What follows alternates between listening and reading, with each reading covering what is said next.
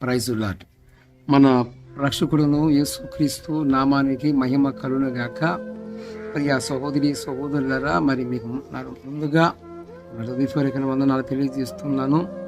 ఆయా ప్రాంతాల నుంచి, ఆయా రాష్ట్రాల నుంచి మరి శ్రద్ధాభక్తులతో దేవుని మాటలు శ్రద్ధగా ఆలకిస్తున్న మరి దేవుని ప్రజలుగా ఉన్నవారును, మరి మరలా చూడబోతున్న వారును, వినబోతున్న వారును, మరి అందరికీ నా హృదయపూర్వక వందనాలు తెలియజేస్తున్నాను. అంత మాత్రమే కాదు, మీ కుటుంబాలకు శాంతి సమాధానాలు ప్రసాదింపబడునుగాక. ఇప్పుడు ఈరోజు సందేశము లేక అంశం ఏమిటంటే, మనము మనకి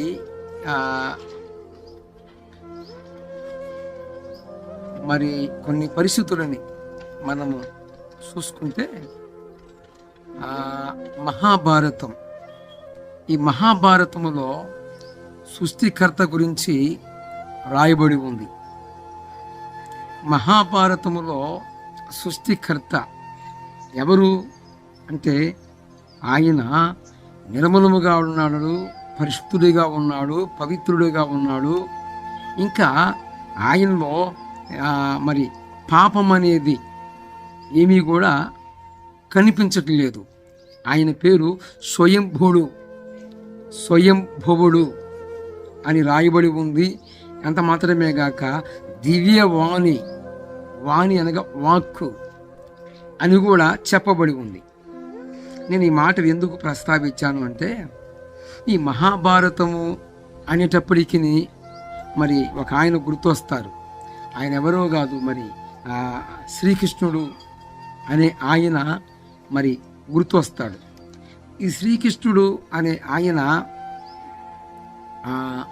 మేనమామ గండముతో పుట్టి కంసుడు అనే అతనిని సంపి, ఆ తర్వాత కంసుడు కూడా ఒక విధమైన శబ్దం చేస్తాడు.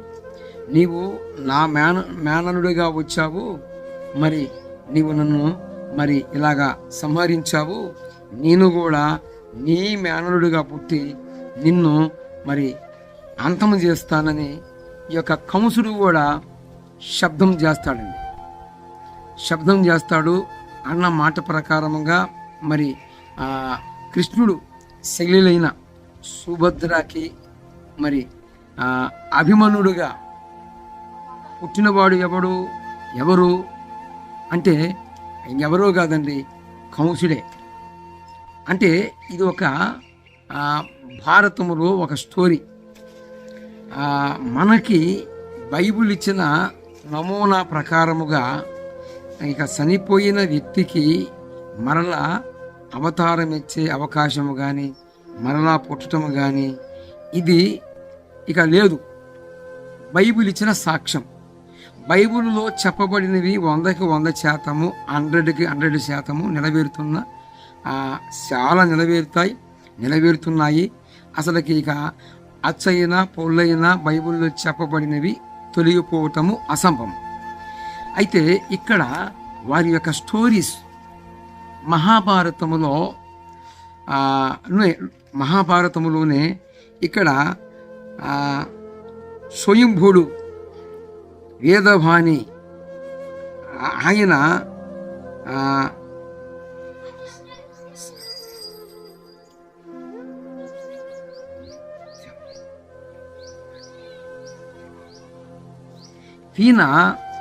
ఈయనకి స్వయంభుడు అని చెప్పబడి ఉంది.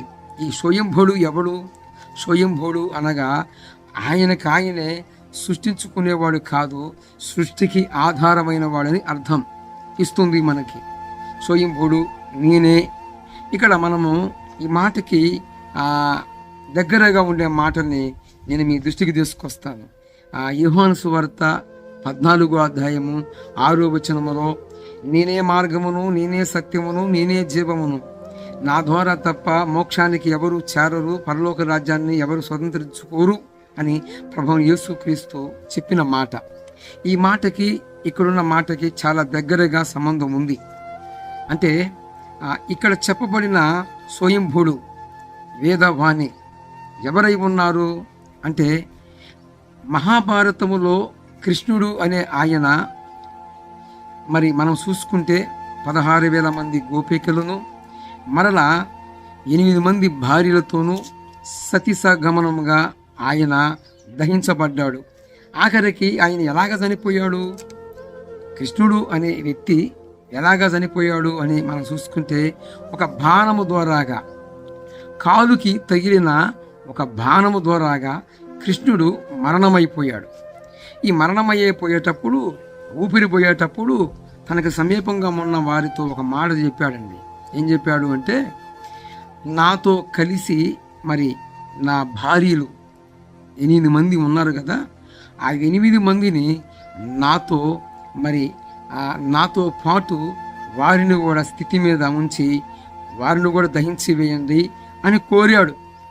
ఎవరు వీణ అంటే మనకి అర్థమవుతున్న ప్రకారముగా మనం చూసుకుంటే వీణ ఒక మనుషుడే కానీ మరి దేవుడు అంటానికి ఏ కోచాన కూడా మనకి మరి మనం యాక్సెప్ట్ చేసే అవకాశం లేదు. ఎందుకంటే మానవ కోట్లు కానీ మరి మన యొక్క మానవ మనోధర్మం కానీ మరి మనుషుల యొక్క సత్తాలు కానీ మానవ కోట్లు మానవ చట్టాలు ఒప్పుకునేది లేదు. ఎందుకంటే ఒక భార్యతో ఉన్నవాడు సంసారి, ఆ 2-3 కలిగిన వాడు వ్యభిచారి అన్నది మన యొక్క మానవ ధర్మం. అంత మాత్రమే కాదు, భవిష్య పురాణంలో కూడా చక్కగా సాక్ష్యం ఇవ్వబడి ఉంది. కామ క్రోధ లోభ మోహ మద మత్సరం అని ఈ దురి లక్షణాలు కలిగిన వాడు మరి మనుషుడే కానీ ఆ లక్షణాలను జయించిన వాడు దేవుడు. ఇక్కడ స్వయంభుడు, ఇది ఎక్కడ చెప్పబడి ఉందంటే మహాభారతంలో చెప్పబడి ఉంది. చూడండి, నేను మీకు ఎవిడెన్స్ చూపిస్తున్నాను, మళ్ళా నేను రాసింది కాదండి, చూశారు కదా. ఇక్కడ స్వయంభుడు అంటే ఈయన సృష్టికి ఆధారమైన వాడు. ఈయన ఒకరి చేత చేయించబడిన వాడు కాదు, కానీ ఆయన కాలములు లేనివాడు, కాలానికి చేరినవాడు, కాలమును అయి ఉన్నవాడు, అన్ని కాలాలలో ఉన్నవాడు. ఈయన స్వయంభుడట. ఈయన వేదవాణి అట. వేదవాణి అనగా వాక్కు అని చెప్పుకోవచ్చు. అయితే వెరిసి నేను చెప్పదలుచుకుంది ఏంటంటే, మహాభారతములో ఉన్న మరి ఈ యొక్క స్వయంభుడు ఎవరు అంటే ఇక ఎవరో కాదండి, ప్రభుని యేసు క్రీస్తుకి ఈయనే ఆయనని నేను చెబుతున్నాను అనుకోబాకండి, ఆయనే. ఎందుకంటే వాస్తవంగా యేసు ప్రభు ఆయన పరిశుద్ధుడు, కన్యక గర్భమున జన్మించి మన అందరి నిమిత్తమును, మనం ఎవరినైతే దేవతలు దేవుళ్ళని మొక్కామో వారి నిమిత్తమును అందరి కోసమును ఆయన జగద్దుపొత్తు మొదలుకొని మరి వధింపబడిన దేవుని గొర్రె పిల్లట. జగద్దుపొత్తు మొదలుకొని వధింపబడిన దేవుని గొర్రె పిల్ల, ఈ జగత్తు పునాది వేయబడక మునిపే దేవుని గొర్రె పిల్లగా ఆయన బలిగా అర్పింపబడ్డాడట. ఆ బలి పశువు ద్వారా, ఆ రక్తము ద్వారాగా మనం ఎవరికైతే మొక్కామో వారు కూడా ఆయన పాదాలను సమీపించి ఆయన పాదాలను ఆశ్రయిస్తే వారికి కూడా మోక్షం సిద్ధిస్తుంది. ఎందుకంటే చనిపోయిన వారికి మరలా సువార్త ప్రకటింపబడుతుంది. ఎవరికి అంటే వెరగన వారికి. మరి పేతురు రాసిన మొదటి పత్రిక 4వ అధ్యాయము 6వ వచనములో చచ్చిపోయిన వారికి మరలా సువార్త ప్రకటింపబడుతుంది. ఎవరు ఆయనని మరి ఆయన మీద మరి ఆయనకి సువార్త తెలియక వెరగక ఉన్న వారికి మరలా మరొకసారి సువార్త ప్రకటింపబడుతుంది వాళ్ళ మనస్సాక్షి నిమిత్తం. అయితే మనము ఎవరిని ఊహించుకోవాలి అంటే, ఇక్కడ మహాభారతములో స్వయంభుడు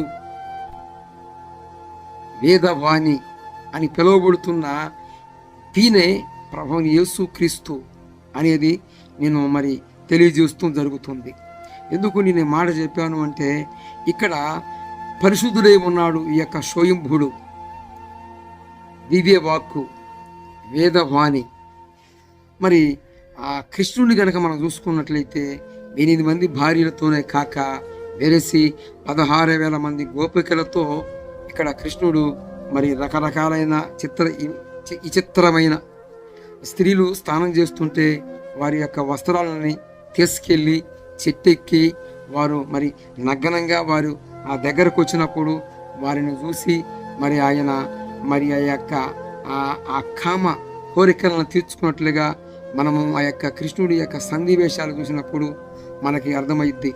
అక్కడ ఆల్ డేటా ఎవిడెన్స్ ఉన్నాయండి. నా దగ్గర భగవద్గీత ఉంది, దేవి భాగవతం ఉంది, భాగవతం ఉంది, మహాభారతం ఉంది. ఇవన్నీ కూడా వారి వారి యొక్క చరిత్రలు, వారి వారి యొక్క స్టోరీస్. ఫలానప్పుడు ఫలాని ఎలాగా ఉన్నాడు, ఫలానప్పుడు ఫలాని ఆయన ఎలాగా జీవించాడు. ఈ భూమి మీద మానవులు మరి కృష్ణుడు గారికి బామర్దులు ఉన్నారు, చెల్లెళ్ళు ఉన్నారు, మరి అన్నలు ఉన్నారు. కానీ యేసు ప్రభు వారికి బామర్దులు లేరు, చెల్లెలు లేరు. అందరినీ ఆయన అన్నాడు, మీరందరూ నా బిడ్డలు అన్నాడు. ఎందుకు అన్నాడు అంటే ఆయనలోనే మనము కలిగింపబడ్డాము కాబట్టి.